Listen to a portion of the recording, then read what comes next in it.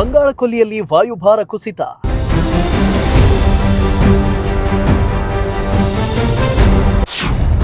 ಇಂದು ಕೂಡ ಹಲವು ಜಿಲ್ಲೆಗಳಲ್ಲಿ ಮಳೆ ಅಬ್ಬರ.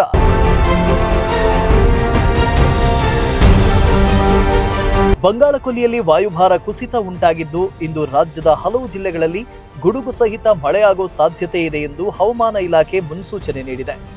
ಮಳೆ ಹಿನ್ನೆಲೆ ಹಲವು ಜಿಲ್ಲೆಗಳಲ್ಲಿ ಯೆಲ್ಲೋ ಅಲರ್ಟ್ ಘೋಷಣೆ ಮಾಡಿದೆ.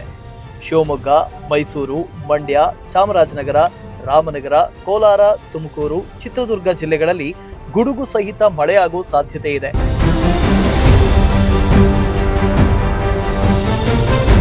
ಬಂಗಾಳಕೊಲ್ಲಿಯಲ್ಲಿ ವಾಯುಭಾರ ಕುಸಿತ ಉಂಟಾಗಿದ್ದರಿಂದ ರಾಜ್ಯದ ಬಹುತೇಕ ಜಿಲ್ಲೆಗಳಲ್ಲಿ ಇಂದು ಸಂಜೆ, ರಾತ್ರಿ ಗುಡುಗು ಸಹಿತ ಭಾರೀ ಮಳೆಯಾಗುವ ನಿರೀಕ್ಷೆ ಇದೆ. ಕಳೆದ 3-4 ದಿನಗಳಿಂದ ಹಲವು ಜಿಲ್ಲೆಗಳಲ್ಲಿ ಆಲಿಕಲ್ಲು ಮಳೆಯಾಗಿದ್ದು ಇಂದು ಕೂಡ ಮಳೆ ಮುಂದುವರಿಯುವ ಸಾಧ್ಯತೆ ಇದೆ ಅಂತ ಹವಾಮಾನ ಇಲಾಖೆ ಸೂಚನೆ ನೀಡಿದೆ.